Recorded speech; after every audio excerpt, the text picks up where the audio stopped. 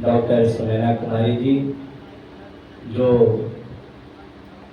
कला संस्कृति पदाधिकारी लेवल की अभी वर्तमान में है, और उनके ही निकट वामस्त उपस्थित श्री संतोष कुमार जी, जो वरिष्ठ पत्रकार हैं, ठीक उनके निकट मेरे बगल में बैठे शब्दाक्षर साहित्यिक संस्था को ऊंचाई देने वाले प्रोफेसर श्री मनोज कुमार मिश्रा जी, उनके बगल में बिल्कुल शालीनता से बैठे, बिल्कुल अपने वस्त्र की तरह शुक्लांबर की तरह अपने ध्यान को विमग्न किए हुए प्रोफेसर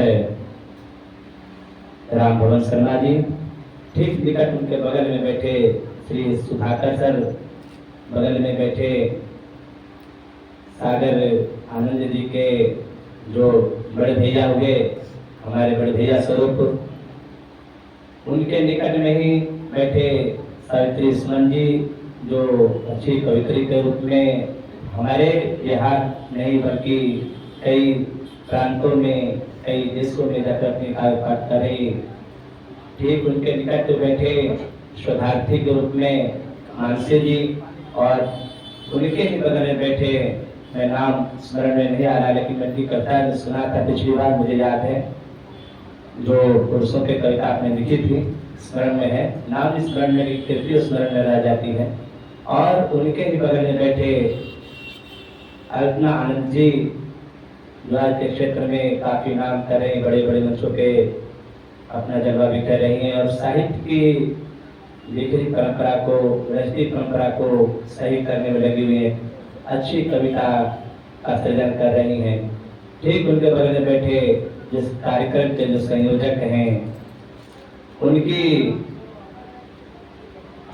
जो भार्या जी हैं, आप लोग पत्नी जी कहेंगे तो सुनने में ठीक है, थोड़ा बदलते हैं शब्द को, भार्या जी, और बगल में उनकी दीदी, हमारी भी दीदी, हम सभी भी दीदी कह सकते हैं, सब लोगों को अविनाश पांडे राष्ट्रीय कवि संगम प्रदेश नाथ जी की ओर से नमन, वंदन और अभिनंदन। जैसी लोगों ने चर्चा की, बहुत सारे विषयों की बात आ रही थी, बहुत सारे लोग नाग नूर की बात कर रहे थे। शुभम जी ने पहले आके कहा कि मुझे समझ में बात नहीं आई। हमारे बीच जो भी लोग कहे, उन्होंने निशा सभी बोले कि मुझे बात समझ में नहीं आई। ये निकेश निशा जी ने भी कहा कि मेरी बात समझ में नहीं आई।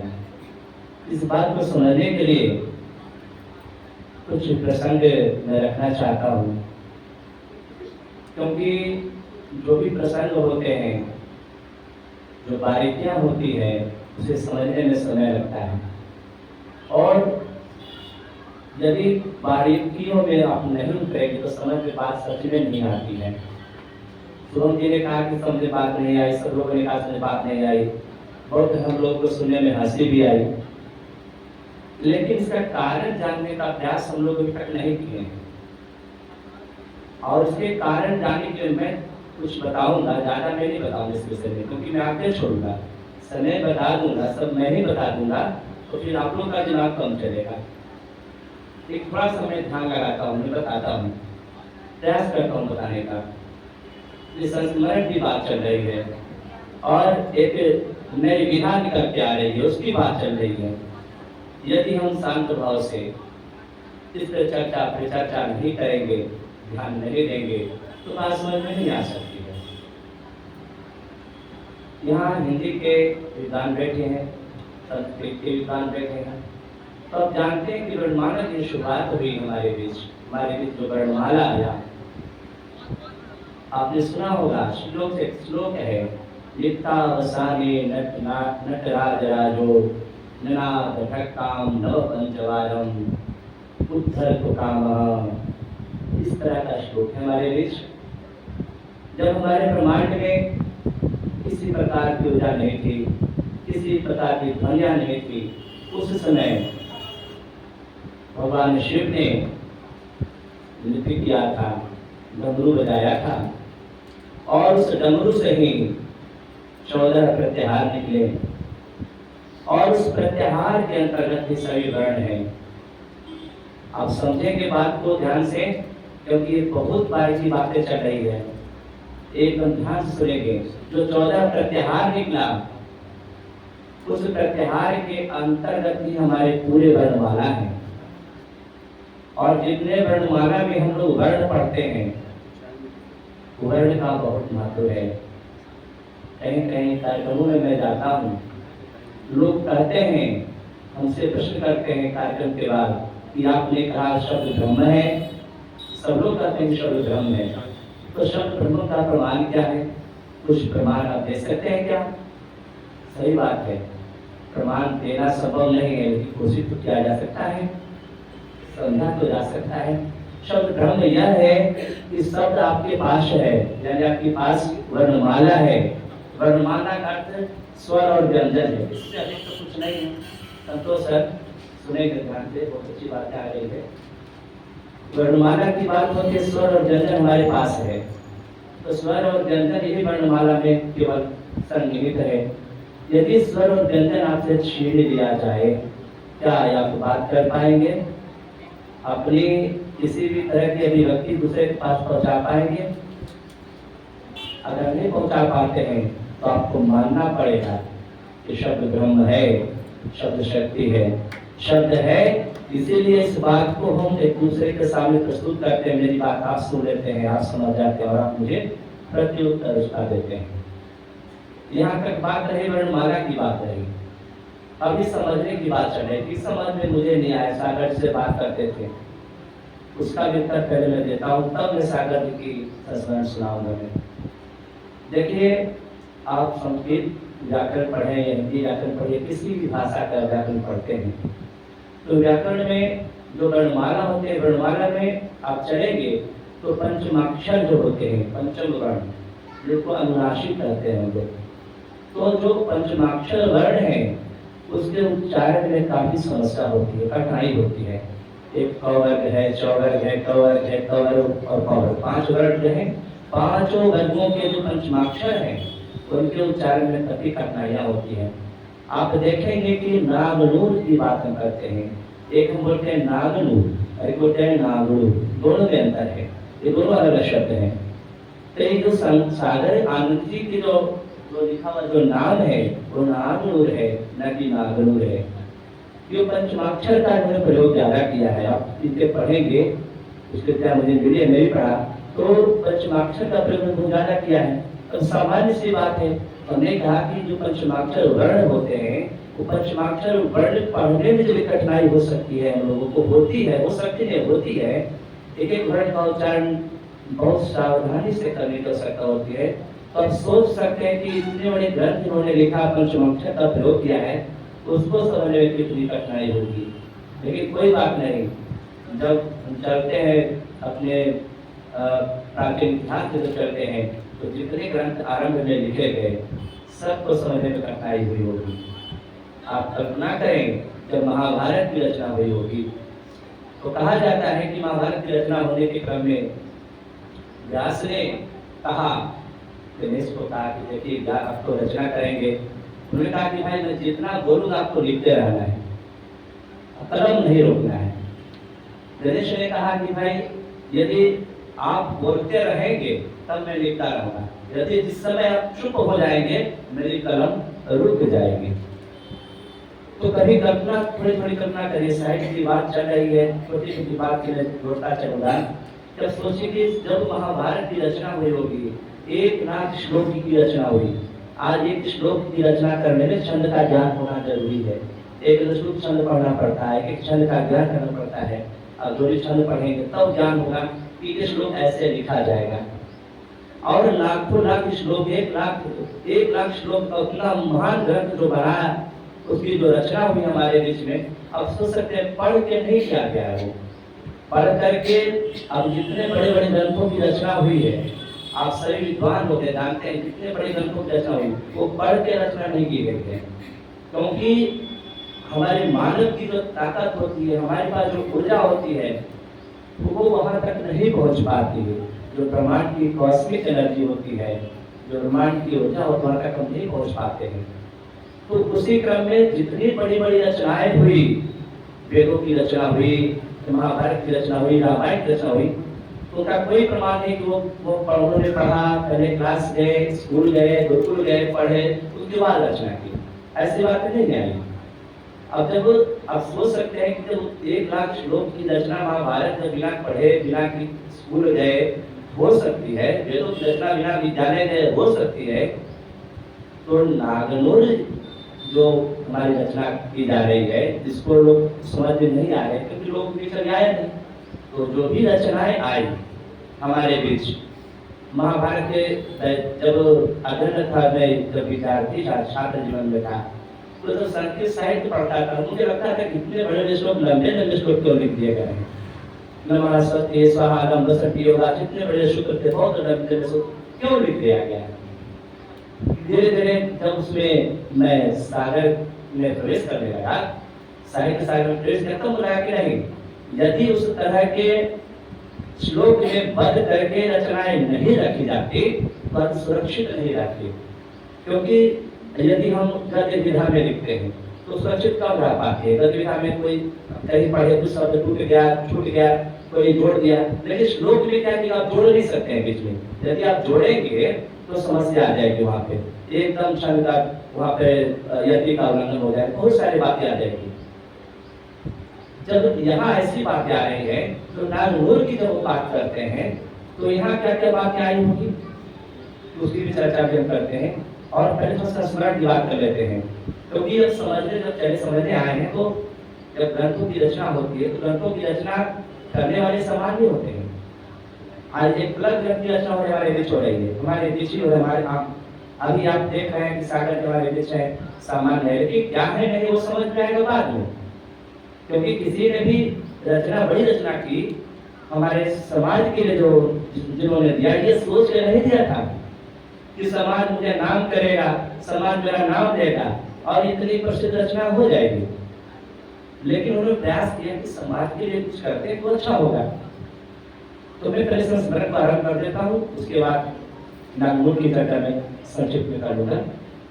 सबसे पहले 2017 में राष्ट्रीय कवि संगम सहरसा से जुड़ा, झारखंड से मैं वहाँ का सदस्यता मैंने ग्रहण किया और अभी के लिए बिहार आया। मेरे साथ कोई एक भी व्यक्ति जुड़े हुए नहीं थे, मैं अकेला केवल था।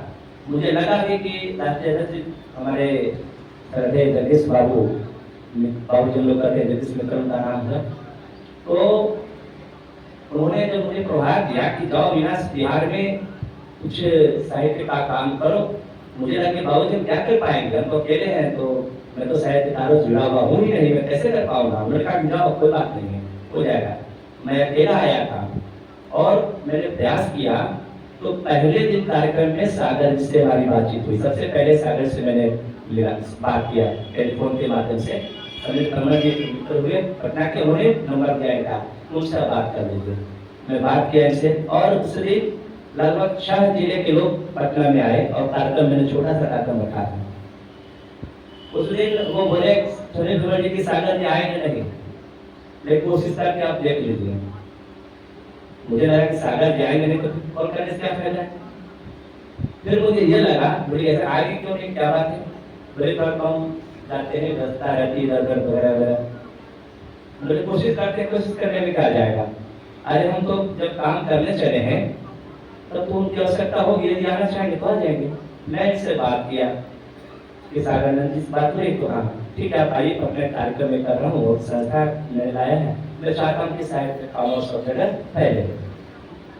इनको जो जानकारी मिली, कुछ इनसे जुड़े हुए लोग थे, प्रियदर्शी जी बीच में, इन्होंने कहा कि आप जानकारी दे, तो पता नहीं इनके मन में विचार है कि देखिए वो तो प्रकाश पांडे जी है, लगता है कि भाजपा वाले हो सकते हैं, क्योंकि वहाँ लिखा हुआ है राष्ट्र जागरण धर्म हमारा, राष्ट्रीय कवि संगठन में राष्ट्र जागरण धर्म हमारा, भाजपा वाले पार्टी में, हम तो कांग्रेस वाले आदमी के और आदमी है, और तो सोचना पड़ेगा हमको। तो आपस में लोगों के बीच में बातचीत हुई थी, ये बाद में पता चला मुझे, जब मैं जानने वाला था तब पता चला ये बात। तो फिर भी बोले प्रदर्शी जी देखिए किस सोच के, उन्होंने कहा कि देखिए किसी पार्टी का है छोड़िए, मैं जाना चाहूंगा, मेरी इच्छा है कि मैं मिलूं, मैं सागर में जाऊं, और सागर जी के धरती जी पहाड़ पे भी जाना पड़ जाए किसी भी पार्टी का आदमी है, अगर गोली खाने की बात आ जाए तो हम जाएंगे। तो उन्होंने सागर जी को कहा कि मैं चलता हूँ, और सागर जी और रसी जी और 2-3 लोग थे, शैलेंद्र शर्मा सर हैं, वो भी थे, 2-3 लोग और थे। ये सब लोग कार्यक्रम में आ गए। कार्यक्रम मुझे विश्वास नहीं था कि वो कार्यक्रम इस तरह से हो पाएगा, क्योंकि मुझे अनुभव नहीं था, मेरे पास संसद का कोई अनुभव था ही नहीं। मैं तो आ गया, और इसी तरह का कार्यक्रम वहाँ भी हुआ। लगभग 54 कवि पहले दिन काव्य पाठ किए, 54 कवि, और कैसे कैसे आते चले गए मुझे पता नहीं चला। अभी इससे इनका नंबर लिया, उससे बात की, उससे बात की, इसी तरह से लोग आते चले गए।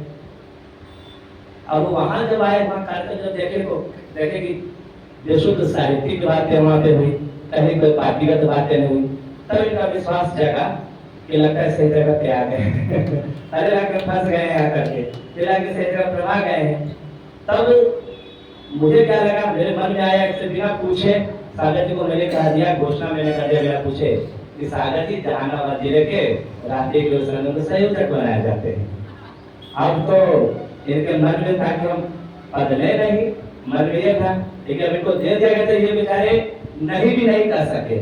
उन्होंने अनवरे ढंग से ही आकर के स्वीकार किया, और मैं गोरख में स्वीकार करता हूँ, हाँ स्वीकार किए। उसके बाद यहाँ पर धीरे धीरे क्रम बढ़ने लगा, लंबी बात होने लगी, क्रम भी चला, अच्छा कार्यक्रम वगैरह भी हुआ। आपको काव्य महोत्सव की शुरुआत भी बालागर में हुई, उसी बैनर करे। इस लंबी बात को ले रखेंगे, बहुत सारी बात, बहुत कार्यक्रम हुआ, संक्षिप्त में समझे बहुत कार्यक्रम हुआ।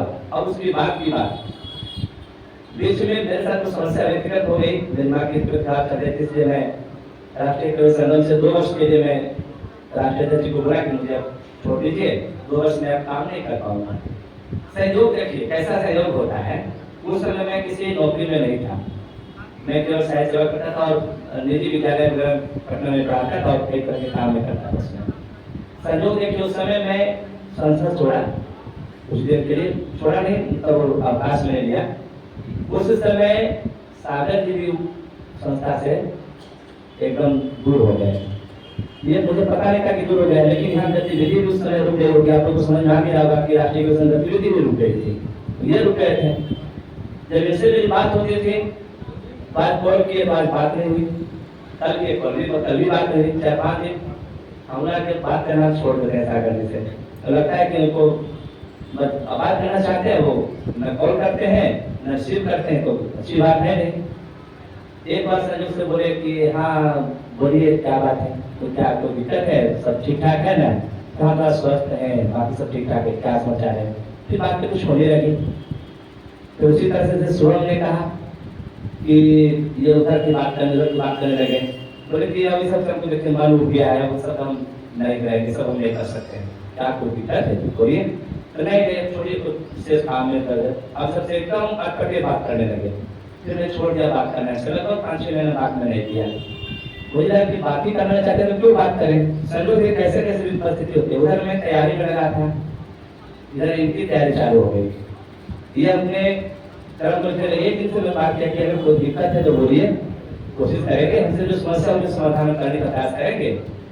बोले कि नहीं कोई बात नहीं है, मैं काम कर रहा हूँ, उस काम में लगा गया हूँ, इसलिए मैं आपसे बात नहीं कर रहा। तब उस दिन से मेरा मन स्वस्थ हो गया कि अब कोई दिक्कत की बात नहीं है और हम ठीक ठाक जगह पर हैं। तब इससे बात होने लगी बीच में, सप्ताह में 15 दिन 2 दिन में बात की, ऐसी बात है, ये कर रहे हैं, इस तरह से लिख रहे हैं, ये लिख रहे हैं, वो लिख रहे हैं। मेरी बात भी समझ में नहीं आती थी उस समय। कई लोग से कुछ लोगों से बात होती थी, वो लोग हमको बोल के कहते थे कि सर एक बात बताएं आपसे। बोले क्या? सागर जी का थोड़ा सा दिक्कत हो रही है, कुछ समस्या में आ रहे हैं, क्या हुआ तो कुछ समझाइए आप। ये बात नहीं बोले जाता लेकिन आज इस बात को बता देते हैं। कई लोग हमको बोलते थे पकड़ के कि सागर जी समझाते नहीं है, कुछ बात जो करते हैं इस तरह से करते हैं कि कभी भी कुछ हो सकता है, गजब बात हो रही। बोले कोई बात नहीं है, जब भी परिवर्तन होता है किसी चीज का, इस तरह की बातें होती है। परिवर्तन होगा, आपके घर में किसी तरह का परिवर्तन होना रहेगा, तो उथल पुथल तो मचता ही नहीं, तो कौन सी बड़ी बात है। तब इससे मैं पूछने लगा एक बार कि आप बताइए क्या कर रहे हैं। कल के पास में आया, बोले कि ये करता हूँ, तो कुछ जानकारी मेरे से लिया और जानकारी मैं साझा करता हूँ आपको। जैसे आप कुंडलिनी जागरण का नाम जानते होंगे, जो भी योग विद्या से परिचित होंगे, ये पहले तो सब लोग जानते हैं कुंडलिनी जागरण। हमारे बॉडी में, हमारा जो बॉडी, हमारा शरीर है वो सामान्य शरीर है। आप मोबाइल देखते हैं, सब लोग मोबाइल देख रहे हैं और उसमें एक सिम लगा होता है। जब हम सिम निकाल लेते हैं तो मोबाइल खिलौना हो जाता है, कोई काम कर नहीं जाता है। ठीक उसी प्रकार से हमारा जो बॉडी है, हमारा शरीर है, ये बिल्कुल मोबाइल है।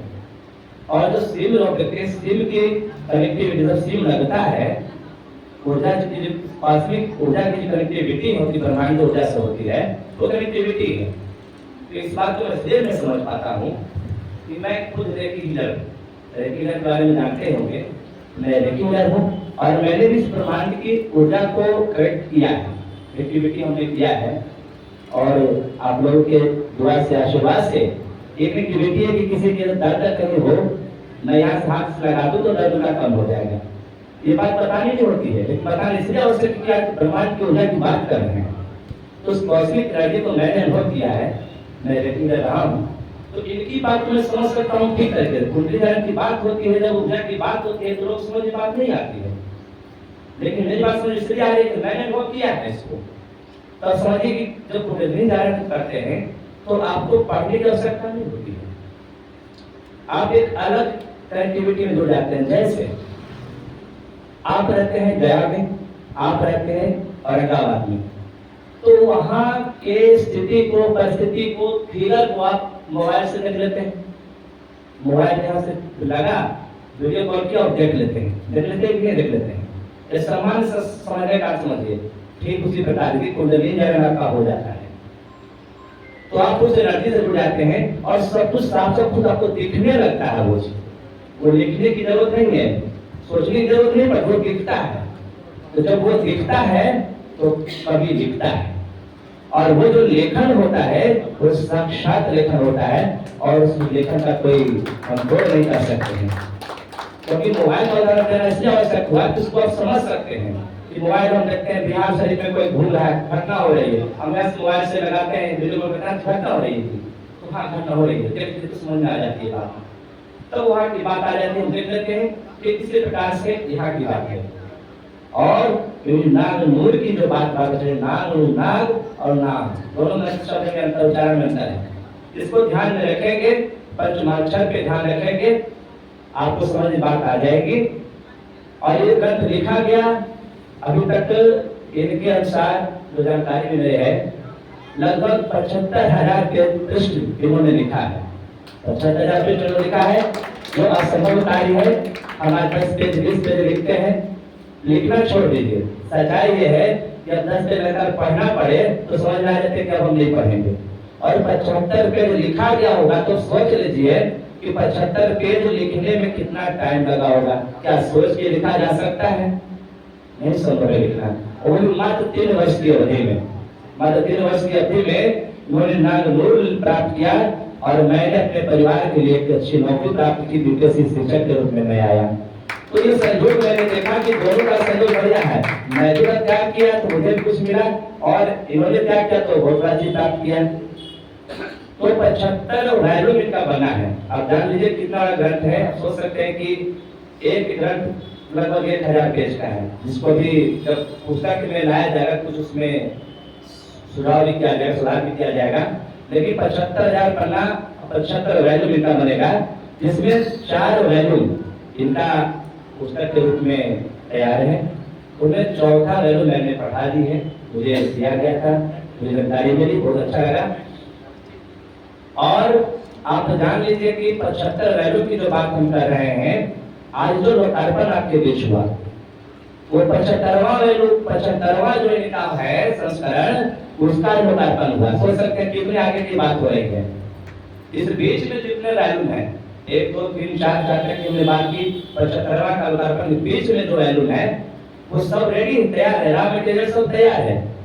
ये जो परिस्थितियां बनेगी हमारे संसार में, हमारे देश में, हमारे प्रांत में, काल के अनुसार, वो स्वतः इनके द्वारा सागर के द्वारा संपादित की जाएगी, ऐसी योजना है।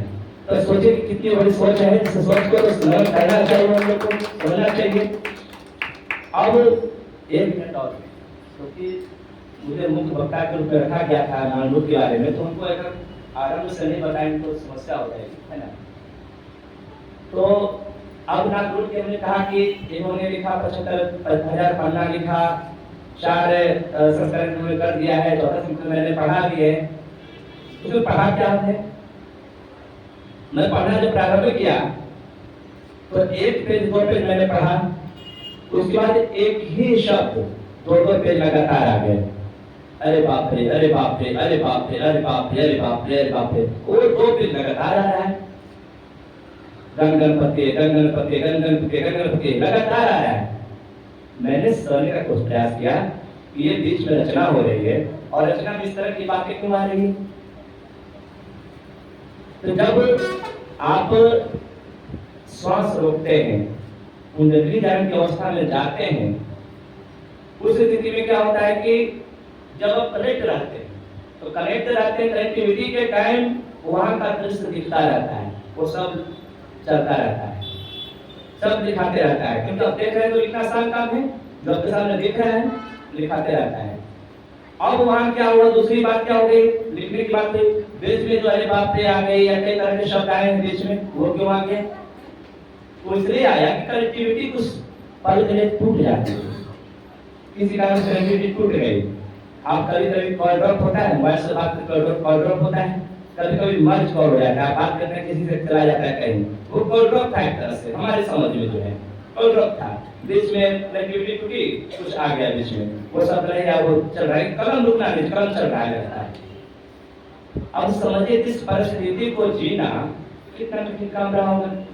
और जब रचनाओं की बात चलने लगी तो उसमें हमने देखा कि एक विषय पे चर्चा उसमें नहीं है।